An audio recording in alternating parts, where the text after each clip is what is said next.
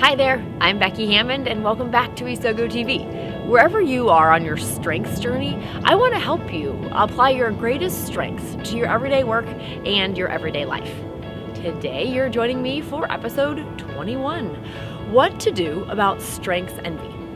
You know, the reality is that we look around at the talents of the people around us and sometimes we want what they have instead of what we have. We want to get to what they get to instead of the places that we feel like we might not be getting. I've certainly experienced this and I've seen it in the people around us. So let's figure out what to do about it. And let's dive in. Sometimes we want what other people have. And I'm talking strengths. A little bit of strength envy. And as I've thought through it, I'm like, is this okay? And my answer is no, not really. It's not okay to envy because that doesn't lead us anywhere good.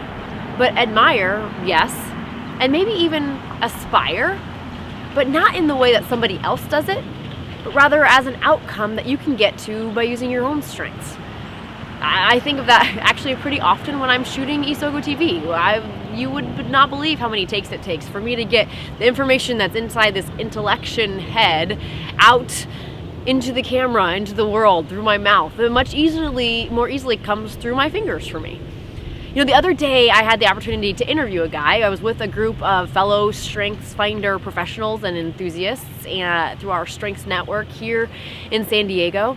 And I was interviewing a guy who was talking about his responsibility theme. And he was articulate and compelling and captivating. I mean, the entire room was just silent as he was talking. And afterwards, as we opened it up for questions, someone raised their hand and said, "Hey, I'm just curious, where does communication, the StrengthsFinder theme of communication, fall for you? Because you're just such a great communicator." And he looked at her and he kind of smiled and he said, 28. And everyone was shocked. 28? That's nowhere near something that you supposedly would be strong in. So how did he do it? And as we talked about it there in that room, he did it in a couple different ways, but it was by doing it, living in a way through which he was innately wired. And yeah, for him especially, one of the things he pointed out was that learner is his number one strength, the thing he draws on most in his life. And whenever he is trying to pursue a skill, he was able to learn about it. How do I create compelling arguments? How do I create interesting metaphors? He was learning it. The other way is by using some of his other strengths, like discipline, responsibility, analytical. So the way he walked us through his responsibility through strength, what he was talking about that day, was very systematic, like an outline. Like he had come very prepared, responsibility. He had put together an outline, discipline, and he had walked us through it systematically and in a way that was compelling. And so he was using his strengths to communicate well. But it came through this structure and this desire to learn, and not through the talents of, let's say, communication talent theme, the strength of communication, which maybe is more like loving words and always wanting an audience and having the gift of gab. Rather, it came through the way that he was wired. So that's one way to kind of build up to some of the things that maybe you'd like to be better at, using your own strengths. The other way, and a way that I rely on quite a bit, is by looking to somebody else who is strong in that area. So that I actually am not working on that area using my strengths, but rather allowing somebody else to help me out in that area. So for example, I have a business friend who I always call her when I need some strategic thinking.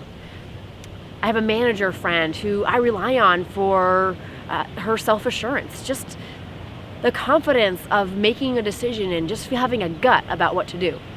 I have another friend who I rely on for adaptability and perspective, just always has a flexibility to her that says no matter what happens, it's all going to turn out, and yeah, sure, we can just change the plan.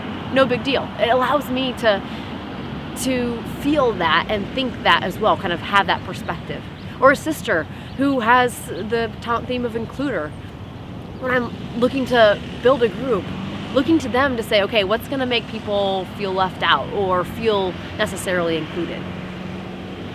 So the next time you're looking around at the people around you and just thinking, man, I really wish I had what they had. I really wish I could think like they think, or do what they do, or influence like they influence, or build relationships like they build relationships. Now you don't have to be envious. You can admire them. You can aspire in a way that makes sense to you, and you can really do something about it. Let's use this.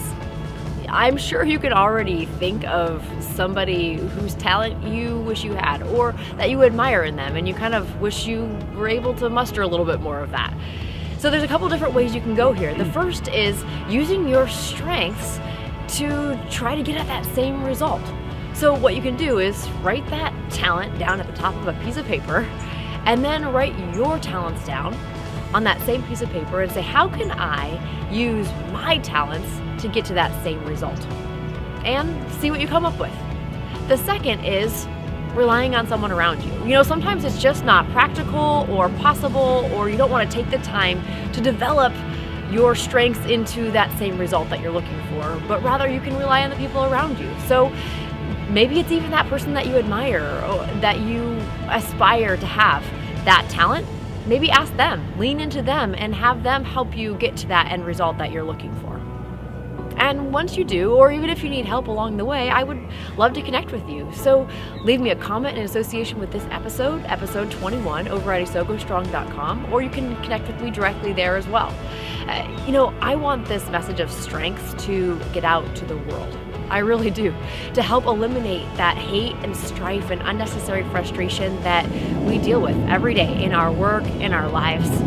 And I think Isogo TV can help with that. So I would love for you to share with your friends, family, social network circles, or your physical circles.